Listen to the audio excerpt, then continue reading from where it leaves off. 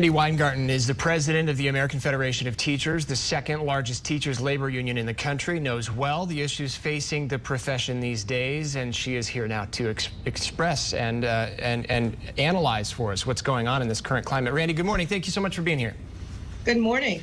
So obviously one of the most with everything Mary said. Yeah, one of the most common sense ways to sort of help alleviate some of what Mary was talking about is to put more resources into a school to help staff up these classrooms so that teachers don't carry so much weight on one individual. Right. And part of what a lot of districts are doing is changing their hiring requirements to bring some of those experience prerequisites down. Do you worry about a cost of doing that? Well, can I take a step back and just say, before we talk about, how we recruit and retain teachers, what Mary said before, which is so important, is that we have to address, people are more optimistic, but we really do have to address loneliness, learning loss, literacy, and we need the kind of programs where kids want to be looking at each other like I'm looking into the camera and at you right now, as opposed to looking at our screens. Mm-hmm. And that's the kind of, so what I proposed this last weeks is let's do things like experiential learning, which is like debate and robotics, and really is the game changer is career tech ed. We see this all the time. Mm-hmm. Let's make sure that the social media companies actually do the things they need to do to make the priority child protection and safety, not their profits. Mm-hmm. Let's create more of this social emotional work like with community schools. Let's actually really help parents in terms of having books and help teachers in terms of teaching literacy. Let's do the strategies that teachers would resonate to so that people would want to stay, as opposed to dealing with all of this political, all the politics in classroom. Sure. And then when you do that, you also have to, these days, have new kinds of avenues to recruit teachers, because what's happening is a lot of people don't want to be teachers anymore. Right. And so we've been doing some of that stuff. We have pathways to recruit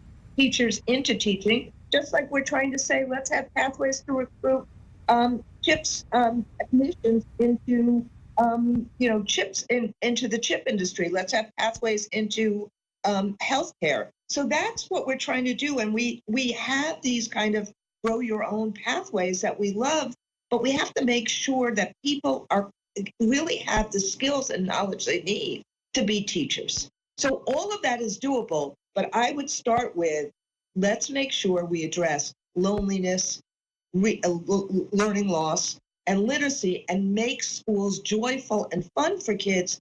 That's what teachers want. That is what they'll flock to, and that's what we're trying to do. So we're running a $5 million campaign called Real Solutions for Kids and Communities that include these grow your own programs that you started with, but let's do the whole thing. That's what teachers want, and we've seen those programs that work. Let's make sure people see them, tell the story of them, make sure people see them across the country. I want to know whether or not those teachers, though, who can do all those wonderful things if they have the tools to do it, are as qualified as they used to be to handle all of that. That's a lot of expertise you need in order to do a lot of the changes you're talking about. Right. Well, look, no teacher coming into teaching their first year is going to be as seasoned as somebody who is in their third or fifth year. And we have had real shortages of teachers for years. The difference is this: people are not coming into our profession. They're not going to, like teacher, Columbia teachers, or teachers colleges, because they see how teachers have been mistreated by people like Ron DeSantis. They see how it's that we've become political punching bags, and people are rational. They don't want that. But thank God people want to be teaching. So yes, we have to do these alternative certification programs. We have to do these grow your own programs, and we have to mentor teachers. But at the end of the day, we need to make sure that all teachers have the skills and knowledge they need so that they can teach kids. Just very, very quickly, Randy, because Ron DeSantis said that one of the best ways that teachers can learn how to be teachers is by being mentored by another teacher in a classroom and removing some of the other prerequisites for being an instructor. So on that level, do you agree with him? You need both. Think about it this way. Okay. You think anybody would ever say to a doctor, oh, by the way, you don't need that experience. You don't need chem anymore. Do you think anybody would say that to an engineer? Do you think anybody would say that to a pilot? It is the undermining of teaching. You need both. And what DeSantis tried to do last year is he said, okay, we're going to get all these people from the military in. I think they got 5 people. And what do they have this year? They have a 9,000 person deficit. They need 9,000 more people in terms of vacancies. Because what's going on?